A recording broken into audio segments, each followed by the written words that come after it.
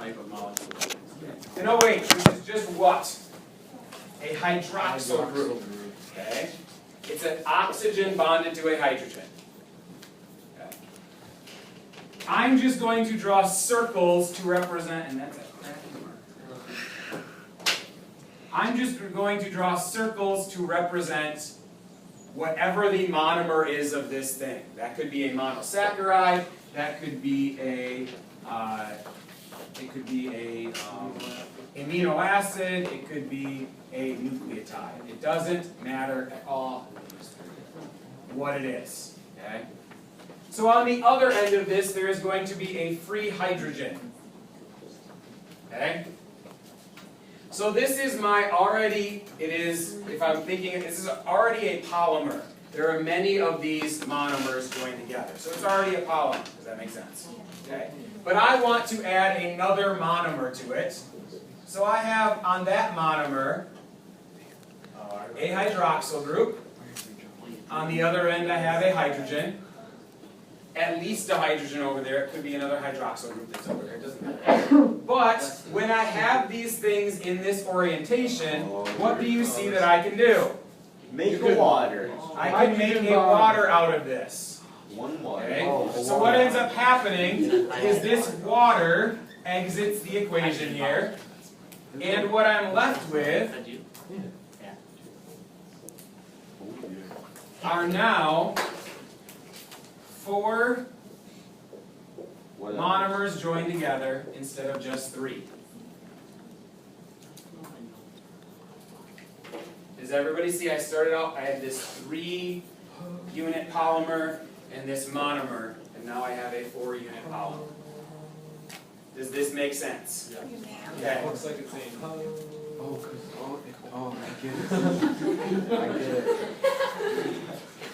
He's saying that correct too.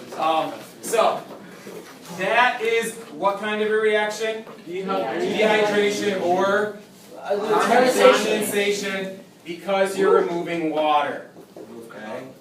And that works for any of these molecules. Okay?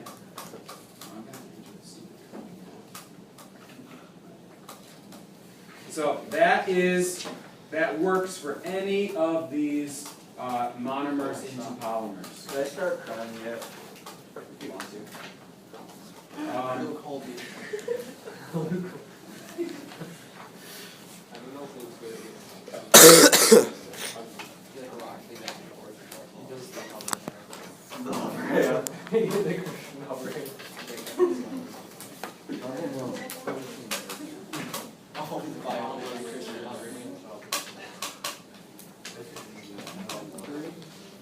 You should rename your Apple TV something like really cool, like Bioswag. Okay, so Swag it. actually, I'm not allowed swag. You're not allowed to. They gave us specific names we had to use. Or Anyway, like that. so the opposite has to happen though too. And I want you to think. Let's think about this as sugars. Okay, so carbohydrates. So polysaccharides and monosaccharides. Where in your body, anybody know, where would you be adding monomers onto the polymers to make long chains of these carbohydrates? Outside of the cells. Where does that happen in your body? Where do you store carbohydrates in your body? Liver. Your liver. Woo! Okay. So these things are being built up inside of your liver. But what are those sugars really there for in your body? Make energy. To make energy. You use that to make your ATP. So eventually they're going to have to be broken apart. And that's what this process is. This process is called hydrolysis. Because hydro means water. Lysis means to break. So the word means to break with water. Okay? So water break. what happens here is I've got this molecule, I'm going to add water to it, which is going to give me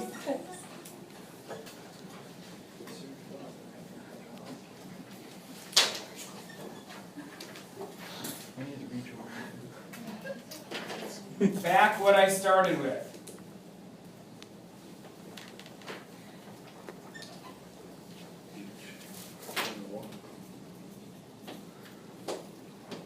Does everybody see how that would bring me right back to where I started? Okay.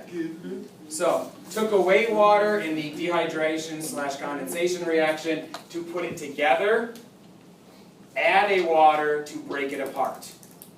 That's the part that people sometimes get confused with. The teacher walked in. You're breaking apart by adding water. You're putting it together by taking water out. Okay. I get it. So this is why you need to drink. This is part of the reason why you need to drink, otherwise you can't hydrolyze your bonds. Dude. I'm gonna remember that every time. You think you go 40 hours without I'm drinking? hydrolyzing my bonds right now. Can you go 48 hours without drinking? This is actually one of the main reasons you have to drink. Okay, new challenge for Jags for 40 hours What's without the other name? 40 hours without drinking. Drinking or sleeping. I'll do both of them at the same time. Not a great idea. Can I write your obituary? Going to Jack was alive. You lies. Nobody was. Jack was a bro. Nobody Just died. be more of a fedora. Okay, I'm. You hydrolyze your bonds, you learn this. Y'all remember Joe from the D6 Hour Life? Yeah. Oh, Oh, I remember him. No. Joe owns the. Oh, I work with him. Started the bro. Yeah. Oh. Hands like this guy on his razor. That's so So, Wait, you did?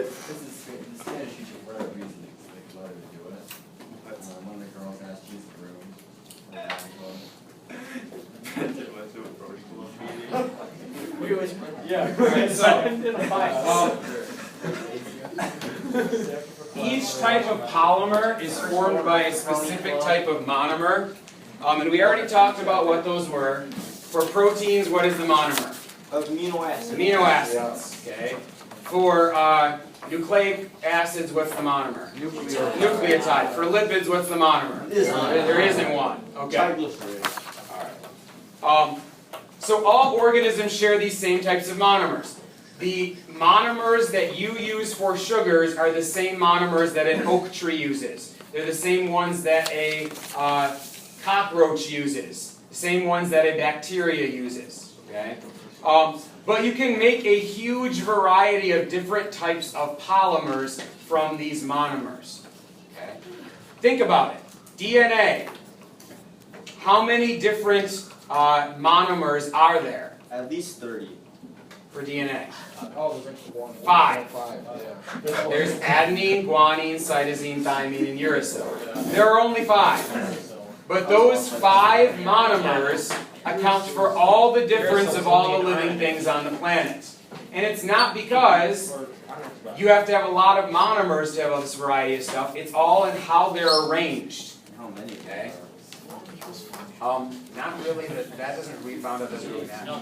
Well, like if there was only like 4 in each different one, then there could be like a maximum of however many times you could multiply the 4 together. Well, that's true, but because there are a lot of them. But like you can't equate the size of a genome with the complexity of the organism. Like for example, how many chromosomes do humans have? 23. 23. Okay. That's how many sets of chromosomes. You actually really have 46. A fern has about 1,300 chromosomes. Okay. So you can't equate number of chromosomes or amount of DNA with complexity. But yes, those 5 monomers are responsible for all the diversity, and really it's only the 4 in DNA, that are responsible for all the diversity of life on the planet. Is there some kind of relation at all with amount of chromosomes and complexity? Dogs have 72. You have 46. It's just, they're different. Okay. We'll talk about it a little bit in genetics. Alright, so with carbohydrates. Carbohydrates, you need to know their function. The main function of carbohydrates is for fuel and building material. So energy and structure are the 2 major uses of carbohydrates. Monosaccharides are multiples of the formula C2 or CH2O. it's happened before on an AP Bio test that they will give you some crazy chemical formula. Something like this. C82O 164 H 100. no sorry. CHO. H164 We had one of these. O82. Okay? And they'll say, which of the 4 macromolecules is that? And they would expect that you would be able to figure that out. Carbohydrate. It's a carbohydrate because these two numbers are half of this number. Okay? Oh. That's always true for a carbohydrate. They could do this. C82 C400,000. Let's say 96 O C400,000. 7. H. And say, what is that? There's a what is that? You'd have to do process of elimination. So could this be a carbohydrate? No. No. Could this be a protein? I have no idea. Just a second. Amino acid. That means it's got to have